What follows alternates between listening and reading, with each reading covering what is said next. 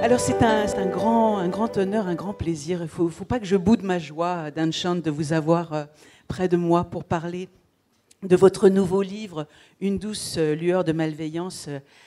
C'est vous qui l'éditez, Francis Geffard, c'est vous qui serez aussi son interprète pour ces quelques minutes, mais vous aurez le droit de prendre la parole aussi pour donner votre sentiment sur le livre. Je suis sûre que vous ne pourrez pas résister. Alors, I will be your French voice.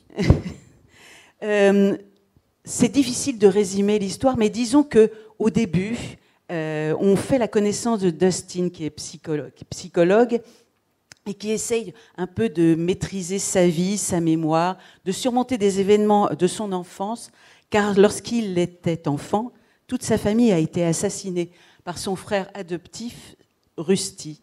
Et puis, il y a d'autres histoires dont nous parlerons un peu plus tard, mais la première chose qui est importante dans votre livre, c'est que ce qui vous intéresse, c'est de parler des personnages presque ordinaires, mais qui sont abîmés par la vie. C'est le cas de Dustin, c'est le cas de Rusty, et c'est le cas de tous ces personnages qu'on va rencontrer dans ce livre dont le titre est magnifique, Une douce lueur de malveillance. Donc, est-ce que vous êtes d'accord sur le fait que ce sont des personnages ordinaires abîmés qu'on rencontre chez vous? Yes, un peu plus. Certainly. I think in particular by problems of self-deception.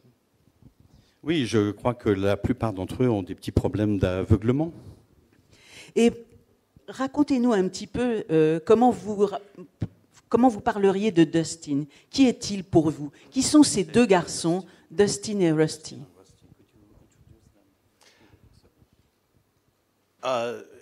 Dustin is introduced at first as an ordinary middle-class psychologist with a family and an ordinary suburban life, but he has a dark secret that he's kept from his family, and that is that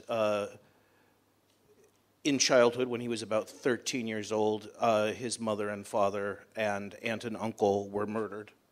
En fait, Dustin, c'est quelqu'un d'assez ordinaire, une petite quarantaine d'années, il est psychologue, il a un cabinet en banlieue de Cleveland, il est marié, il a 2 fils. Je dirais que la seule chose peut-être moins ordinaire, c'est que pendant son enfance, quand il avait 13 ans, ses parents, son oncle et sa tante ont été sauvagement assassinés. Et ils ont été sauvagement assassinés par ce garçon, donc Rusty. Est-ce que vous pouvez nous parler de lui aussi? Car est-ce que c'est un peu le double malfaisant de Dustin, ou est-ce que c'est un personnage finalement plus complexe, plus parallèle, je dirais?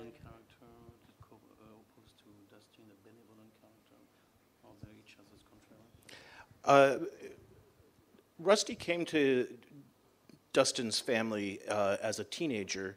He'd already been through the foster care system for a long time and was an enormously damaged young man who had been abused himself, and during their childhood passed on that abuse to Dustin. And so when we first see him as definitely a malevolent figure, one who is prone to not just teasing, but to physically abusing Dustin.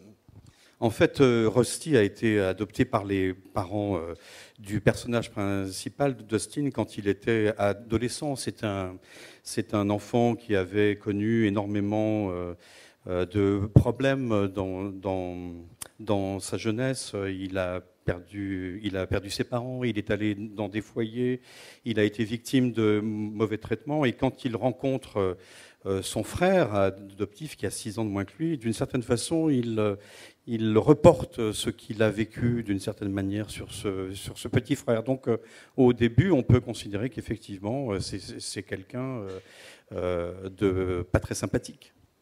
Au début seulement, parce qu'en fait, tout ce livre, d'ailleurs dans le titre déjà, douce lueur et malveillance, c'est tout de même une opposition, c'est aussi la transformation d'un jugement qu'on peut avoir et la transformation de la mémoire.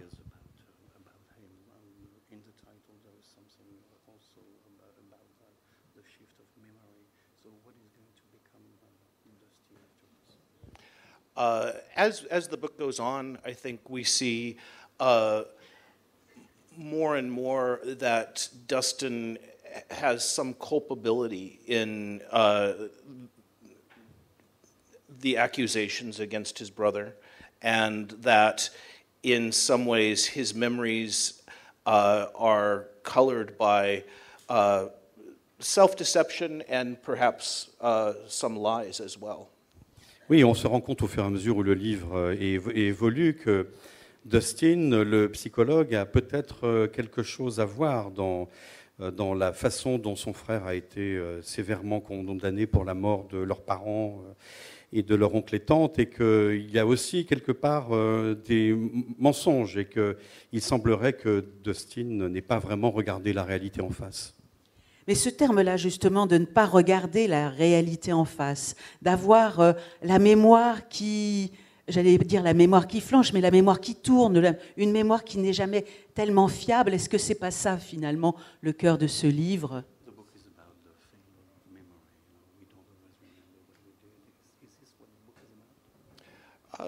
In some ways, yes. I think it's true that we pass through a life with only a few sort of small islands of things that we remember specifically, surrounded by a kind of static that we've filled in with what we think may have happened. Anyone who's spent time at a family dinner knows that everyone in the family has a slightly different interpretation of what happened in the past. And in that way, the book is about memory. It's about the multiplicity of different versions of the past that we all hold.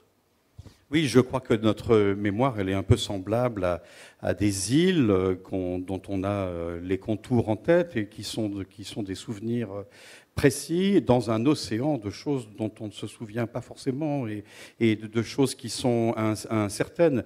Il suffit d'avoir pris part à un dîner de famille où quelqu'un se souvient de quelque chose et très vite apparaissent comme ça plusieurs versions d'un même fait. Et je crois qu'effectivement, le roman traite aussi de ces failles de la mémoire et de la mémoire sélective. But it's also about the ways in which we can remember things differently at different times in our lives.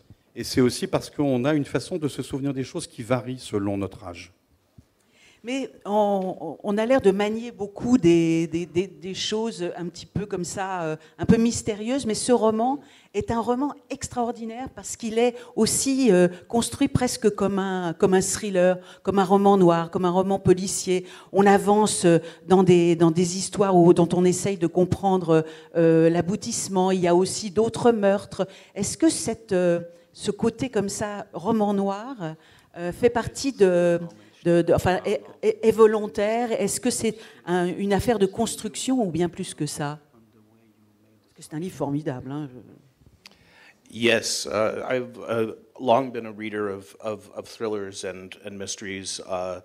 I'm a huge fan of Hitchcock and Patricia Highsmith, Shirley Jackson, and I wanted to create a version of the thriller, but one that instead of disentangling the mystery, tangles it more as it goes along. Oui, en fait, j'ai toujours été un lecteur de romans noirs et j'ai été très marqué aussi par les films d'Hitchcock, par les livres de Patricia Highsmith, et j'avais envie de quelque chose qui aborde les mêmes sujets, sauf que généralement, quand on lit un roman noir, on va vers une fin qui explique beaucoup de choses, et là, j'avais envie d'aller vers une fin qui se densifie au fur et à mesure.